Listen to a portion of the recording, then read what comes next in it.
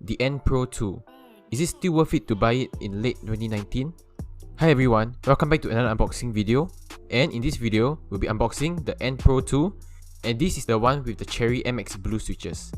So, the Cherry MX Blue switches is of course very clicky and tactile, and there will be a sound test later in the video. So make sure you stay tuned for that. So this N Pro 2 keyboard is amongst one of the best 60% mechanical keyboard. It is very comparable to the Ducky 1.2 Mini and the RK61. These three keyboards, in my opinion, are the best 60% keyboard that you can get out there right now.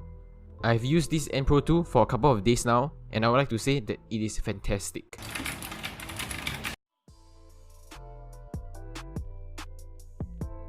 If you would like me to make a full review on it, let me know in the comments down below. Thank you so much for watching, and I'll see you guys in the next one. Peace.